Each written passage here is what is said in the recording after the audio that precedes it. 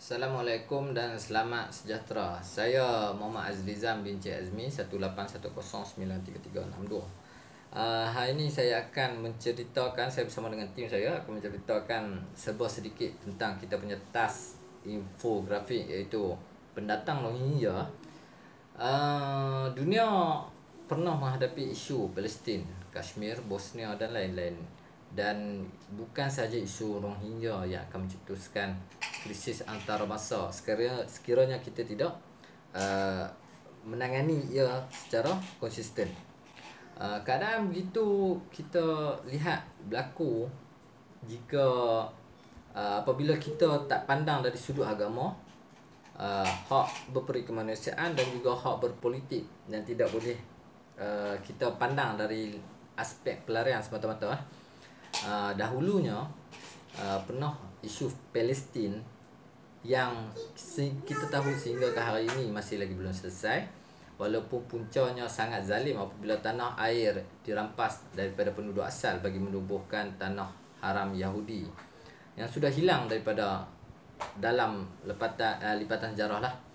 Namun kuasa-kuasa besar dunia yang dipengaruhi oleh politik Zionis ini bertindak menjelmakan semula bagi melaksanakan agenda Zionis yang sangat zalim.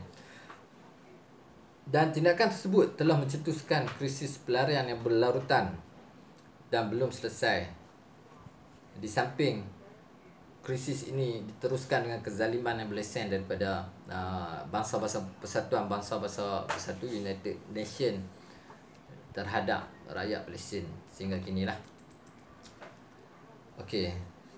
Dan sekarang melalui isu Rohingya, isu Kashmir juga terus berlarutan tanpa dipedulikan oleh resolusi PBB supaya diadakan referendum, iaitu bagi menuntut hak majoriti rakyat. Tetapi ia dinafikan sekeras-kerasnya dan kejam tanpa dipedulikan. Kemungkinan kerana faktor keagamaan. Yang pertama iaitu adalah mereka adalah penganut agama Islam. Isu Bosnia juga terpaksa diselesaikan apabila menghadapi kekalahan kerana keberanian rakyatnya yang berjuang, tetapi dibelenggu oleh syarat-syarat yang ditetapkan dan perjanjian yang sekular bagi menghalang kebangkitan politik Islam dekat Eropah lah. Antara arakan daripada wilayah kaum muslimin Rohingya sejak beberapa abad yang lalu telah menjadi penduduk asal yang mengandung agama Islam ni, hak beragama adalah diiktiraf oleh masyarakat antarabangsa tetapi dinafikan kepada mereka. Termasuklah hak mereka berpolitik di bumi dan tempat lahirnya dan berpijak. Isu agama Islam mengajar sebenarnya penganutnya melindungi mangsa kezaliman tanpa batas agama, bangsa dan warna kulit sebelum wujudnya piagam antarabangsa. Berdasarkan realiti tersebut, sepatutnya masyarakat antarabangsa tidak boleh membiarkan sahaja isu politik yang kerajaan Myanmar ini dengan menyekat hak mereka beragama dan berpolitik kepada rakyat mereka sendiri di tanah air. Langkah sebenar adalah untuk menghalang penghapusan etnik dan tindakan memaksa rakyat Rohingya kerana faktor agama dan kaum, bukannya menghalalkan tindakan Myanmar dengan membuka pintu untuk terus menghalau dan menjadikan pelarian seolah-olah memudahkan tindakan mereka yang salah tu. Sekian, itu sahaja dan saya teruskan kepada rakan saya untuk menyambung video ini ya.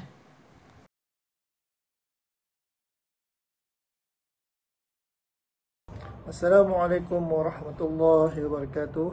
Saya Faiz Ihsan bin Jamil, matrik nombor 181093-056 RK23 Fleksi Kulim, akan membentangkan tugasan infografik untuk subjek UUW 130 Filosofi dan Isu Semasa di bawah pensyarah Puan Nur Sawani Husin. Kumpulan saya memilih tajuk infografik iaitu pendatang etnik Rohingya berkaitan dengan isu-isu perundangan dan keselamatan negara. Isu pelarian etnik Rohingya sedang hangat dibincangkan oleh media dan rakyat Malaysia. Menerima pendatang adalah tindakan kemanusiaan sementara dan terhad yang wajib ditanggung secara bersama oleh masyarakat antarabangsa mengikut piagam antarabangsa, dan bukan negara Malaysia saja yang perlu untuk menangani masalah ini. Mereka juga senang dikenali kerana rupa wajah etnik Rohingya dan cara hidup mereka yang jauh berbeza dari rakyat Malaysia. Selain dari itu, mereka tidak suka bercampur dengan rakyat Malaysia di mana mereka tinggal secara berkelompok dalam kelompok mereka sendiri. Dalam masa yang sama, perlu diambil tindakan supaya penduduk Rohingya kembali semula ke tanah air asal mereka. Bukannya tindakan terbuka yang kekal menjadi pelarian tanpa tempoh dan sepadan, seperti memberikan kemudahan supaya terus dihalau atau melarikan diri tanpa tindakan yang sebenarnya, dan Malaysia dijadikan transit seterusnya menyerahkan tanah air kepada rejim yang zalim itu. Semua negara anggota ASEAN perlu bekerjasama dalam membantu meringankan beban bencana kemanusiaan yang melanda Myanmar. Biarpun negara anggota kepada Komisen Status Pelarian 1951, pensyarah undang-undang antarabangsa dari Universiti Sains Islam Malaysia iaitu Profesor Madya Dr. Muhammad Hazmi Muhammad Rosli berkata Malaysia banyak menghulurkan bantuan berhubung isu berkenaan. Dr. Muhammad Hazmi juga berkata kini tibanya Malaysia sebagai negara anggota Komisen untuk menunaikan tanggungjawab mereka. Sebarang dasar berhubung etnik tertindas itu perlu mengambil kira aspek perundangan berkaitan imigresen, pekerjaan, kemanusiaan dan undang-undang antarabangsa. Menurutnya, perkara 5/1 Perlembagaan Persekutuan menegaskan tiada seorang pun tanpa mengira sama ada orang itu warga negara atau tidak boleh diambil nyawanya atau diluncurkan kebebasan dirinya tanpa menurut undang-undang. Sehubungan dengan itu, kanun menuntut kerajaan segera menetapkan dasar terhadap pelarian Rohingya termasuk cadangan mendapatkan komitmen negara pertubuhan kerjasama Islam OIC. Saya berpendapat kerajaan Malaysia dan negara-negara dapat menyelesaikan dan menangani pelarian etnik Rohingya. Penyelesaian terletak di Myanmar. Keselamatan mereka di Myanmar perlu dijamin. Etnik Rohingya perlu diberi hak sebagai warga negara di negara mereka sendiri iaitu Myanmar. Sekiranya kerajaan Myanmar tidak dapat menjamin keselamatan mereka, maka PBB iaitu Bangsa-Bangsa Bersatu atau negara-negara Islam perlu memainkan peranan dalam menangani isu ini.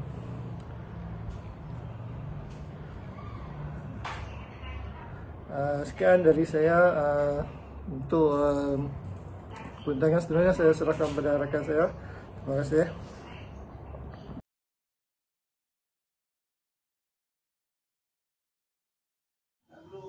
Assalamualaikum. Saya Muhammad Khairul Anwar bin Fauzi. Nombor metrik 181093077 akan mengupas tugasan infografik berkenaan isu-isu perundangan dan keselamatan negara terhadap etnik Rohingya bagi subjek UUW 130, filosofi dan isu semasa. Kita perlu membuat perhitungan yang bijak kerana di kalangan etnik Rohingya ada yang benar-benar berjuang. Maka wajib disokong perjuangan mereka untuk menuntut hak kemanusiaan, kerakyatan dan beragama. Ada juga kumpulan etnik Rohingya ini yang tidak peduli dengan apa yang berlaku, hanya sekadar mahu menyelamatkan diri sahaja. Bahkan ada juga yang mencari kesempatan sehingga menimbulkan masalah sosial dan keselamatan kepada negara penerima. Di sini, Islam menetapkan fiqh aulawiyat dan fiqh muazamat yang bertindak mengikut perhitungan agama, kemanusiaan dan politik yang mengambil kira hak yang patut diperjuangkan oleh mereka dan mudarat yang mendatang terhadap negara yang perlu diatasi dan dicegah sebelum ianya berlaku. Maka mencegah mudarat yang lebih besar hendaklah diutamakan daripada menghadapi pelarian Rohingya yang mencari kesempatan, bukan kerana perjuangan menuntut hak mereka sahaja tanpa perhitungan terhadap diri sendiri. Semua pihak telah mengambil langkah awal sebelum ini lagi sehingga melibatkan NGO Malaysia yang bertali arus pergi ke sepadan untuk membawa bantuan. Maka langkah terkini yang diambil oleh pihak keselamatan menyampaikan bantuan bekalan sepatutnya di samping menghalang kapal-kapal pelarian masuk ke dalam negara dalam suasana seluruh dunia diserang pandemik COVID-19 adalah perkara yang sewajarnya. Tindakan itu mengambil kira aspek kemanusiaan dengan menghulurkan bekalan dan menghalang dengan sopan kerana maslahat menjaga keselamatan negara. Sebagai penutup, saya ingin membuat kesimpulan bahawa tindakan negara kita Malaysia adalah wajar kerana memandang serius isu-isu pelarian etnik Rohingya ini bersangkutan dengan keselamatan negara. Sekian, terima kasih.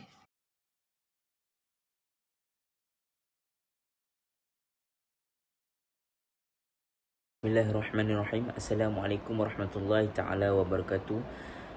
Nama saya Akmal Daniel bin Syed Abdul Rahim. Nombor metrik number saya 181093052.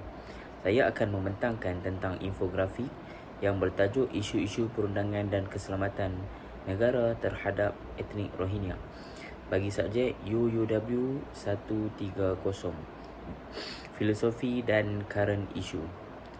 Di saat seluruh negara dalam keadaan yang sangat mencabar akibat daripada wabak yang mengancam nyawa dan pelbagai undang-undang serta peraturan telah dilaksanakan seperti persepedanan dan perintah kawalan pergerakan bagi mencegah wabak ini menjadi lebih teruk dan keadaan menjadi lebih bahaya. Semua pihak sepatutnya tidak lupa bahawa masyarakat di negara ini seringkali menerima pelarian dan pendatang asing sejak dulu lagi. Bermula zaman penjajahan sehinggalah selepas kemerdekaan kerana sifat rakyat Malaysia yang berperi kemanusiaan tersemat di dalam diri. Di dalam Al-Quran menegaskan firman Allah, dan jika seseorang kaum musyrik meminta perlindungan kepada kamu, maka berilah perlindungan kepadanya sehingga dia sempat mendengar keterangan-keterangan Allah tentang hakikat Islam itu. Kemudian hantarlah dia ke mana-mana tempat yang dia beroleh keamanan. Dan perintah yang tersebut itu kerana mereka itu kaum yang tidak mengetahui, yakni hakikat Islam. Surah At-Taubah ayat nombor 6. Ini adalah konsep Islam dan perundangan Islam terhadap pelarian tanpa mengira agama dan bangsa. Islam merupakan agama rasmi di Malaysia.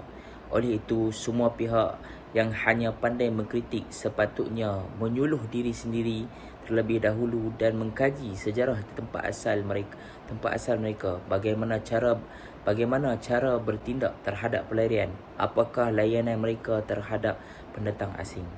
Akhir kata daripada saya, jangan bercakap setelah hilangnya kuasa. Laksana panglima ayam jantan yang kuat berkokok berderai-derai sedangkan ekornya berlumuran tahi. Sekian, wabillahi taufiq wal hidayah. Wassalamualaikum warahmatullahi wabarakatuh.